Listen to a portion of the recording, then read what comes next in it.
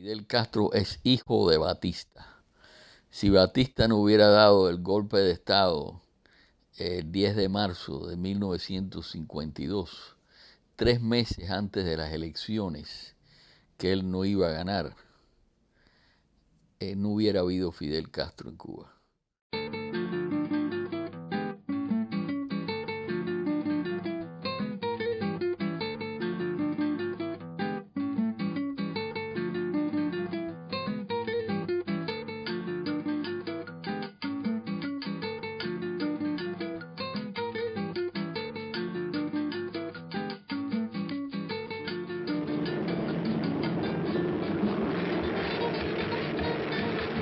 Vi los aviones, yo estaba en una fiesta cerca del campamento de Columbia, donde está el aeropuerto militar en Cuba, el aeropuerto principal militar de Cuba, y se oyeron de pronto los aviones y vinieron entonces todas las indicaciones, los rumores, llamaban a la gente que se había ido Batista.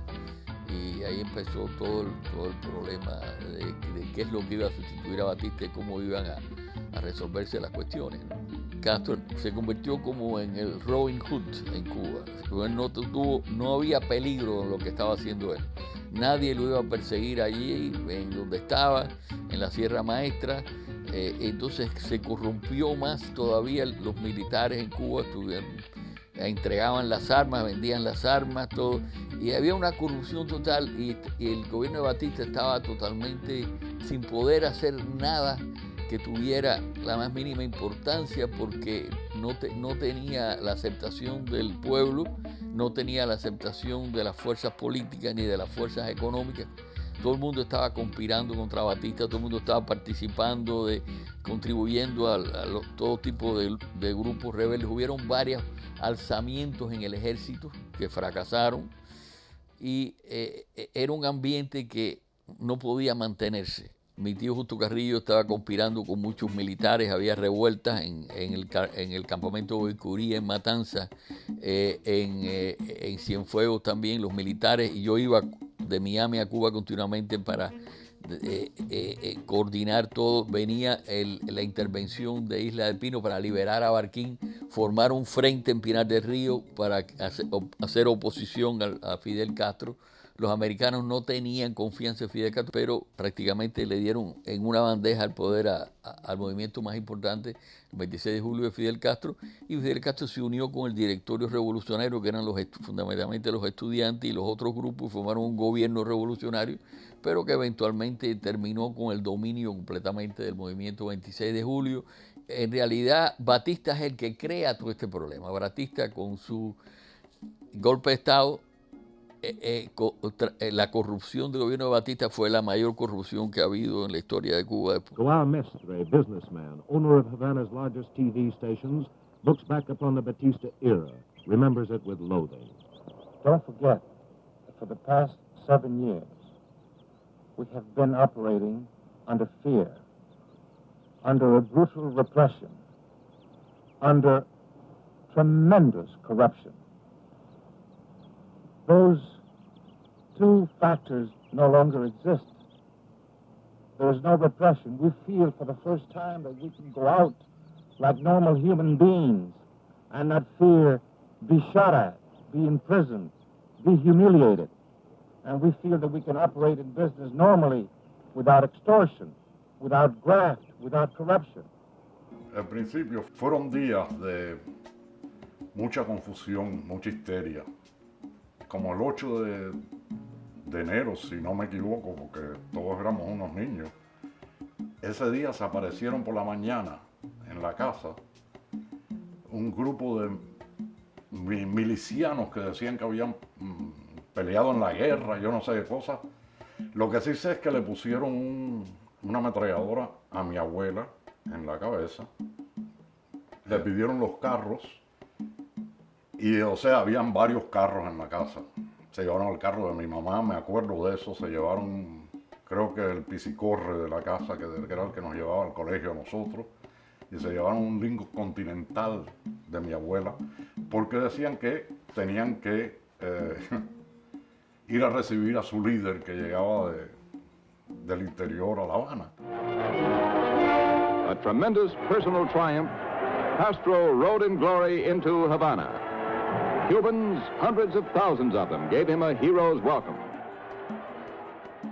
Estaba eufórica La Habana y estaban llegando poco a poco los distintos carros del ejército de Fidel hasta que llegó Fidel. Aquello era una locura. La gente salía de sus casas para besar a los barbudos. Todo se veía como si viniera un panorama de maravilla. Y Fidel hablando, que es lo que más le gusta, y todas esas cosas hacían un total como si una ciudad estuviera borracha. Así, con la gente, con la emoción a flor de piel. Al comienzo había mucha esperanza. El gabinete, es decir, el grupo de ministros que se encargó del gobierno, comenzaron a gobernar con decretos leyes. Desgraciadamente no se volvió a establecer la Constitución del año 1940, pero todos los ministros que se nombraron, casi todos eran ministros que con un reconocimiento profesional, eran gente conocida de las clases profesionales de Cuba, y al principio todas las leyes fueron leyes que parecían que iban a ayudar a la economía, iban a ayudar a la política. Se esperaba que hubiera elecciones en el año 1960. El gobierno de Miró Cardona fue un gobierno de gente excelente, de los mejores que ha habido en Cuba. Rufo López Fresquete era un economista, un máster de la Universidad de Colombia. Felipe Paso regresó a la presidencia del Banco Nacional de Cuba, que se le habían ofrecido, por cierto, a mi tío Justo Carrillo, le habían ofrecido la presidencia del Banco Nacional de Cuba. No quiso aceptar porque él no quería al principio aceptar ningún tipo de cargo en el gobierno, porque había un distanciamiento entre él y Fidel Castro. Eran amigos, pero Fidel Castro quería acabar con el ejército de Cuba, es decir, en parte acabar con Ramón Barquín, con el gallego Fernández, que después lo ayudó en la invasión, con todos los militares puros que estaban presos en tiempo que se habían rebelado contra Batista. Él quería limpiar todo el ejército.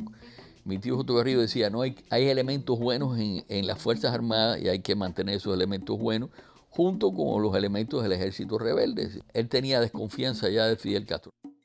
El Che ya estaba haciendo cosas robando en los bancos. Nosotros no, porque no teníamos nada en los bancos, pero personas que tenían dinero en el banco le congelaban la cuenta. Entonces, como si es tuyo, tú te la van a congelar. Entonces ya empezamos a dudar de lo que él podía hacer de Cuba. El Che, que nunca en su vida había hecho nada más que revolución en la Argentina y en toda ahí, lo nombraron presidente del Banco Nacional. Entonces resulta ser que un día hacen unos billetes nuevos y entonces le dicen al Che que él tiene que firmarlo. Y el Che firmó Che.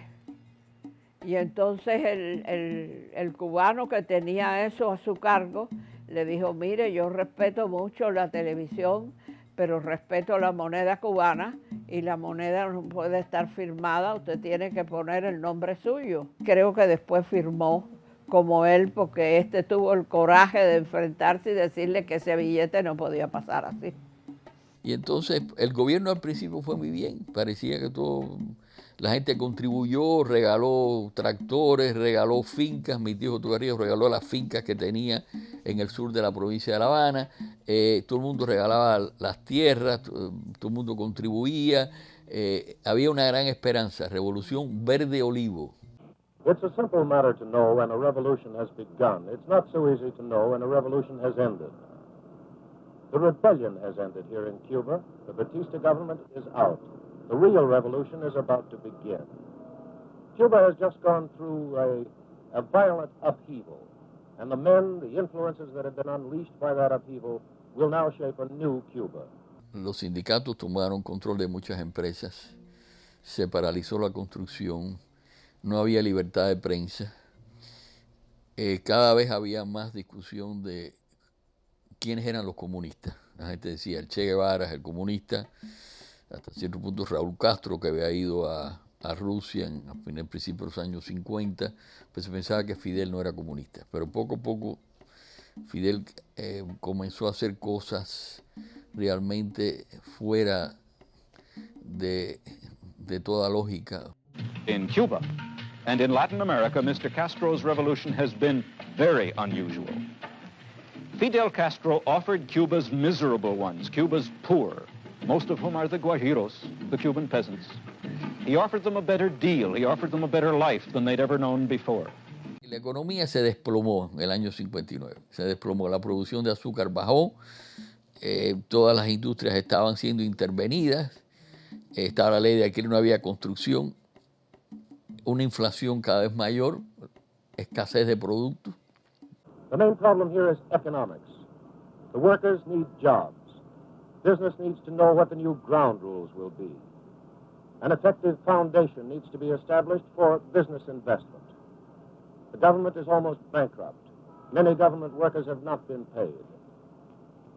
The people are waiting for decisions, and so far, decisions have not been forthcoming from either Castro or Urrutia.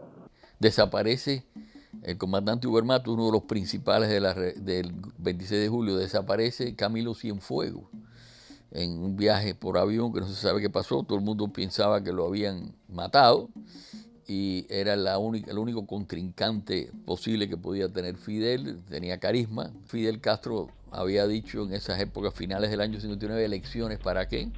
Y después de un tiempo, antes de cumplirse el año, empezaron a ver, pero no tan largo el tiempo, empezaron a ver los militares que fusilaban, empezaron a ver a coger presa a la gente. Entonces había el caso del militar, que ese existe en la fotografía, que lo fusilaron frente a la televisión, que la mitad de la cabeza se la llevaron. Y eso salió en la televisión y produjo un efecto muy de espanto. Pasaron del amor al espanto, así con mucha rapidez. Entonces seguían las cosas y entonces después empezaban a venir que reunían gente frente al palacio y allí decían fulano de tal, desde el balcón, el pueblo gritaba paredón, paredón. Era una cosa electrizante y que te aterraba. Y ya lo que había era un miedo y un terror que no se sabía quién era quién. Whatever happens to Castro in Cuba, or to his revolution in the future, whether Castro stays on as the maximum leader, as he's called, or whether his revolution fails, Cuba will never be the same again.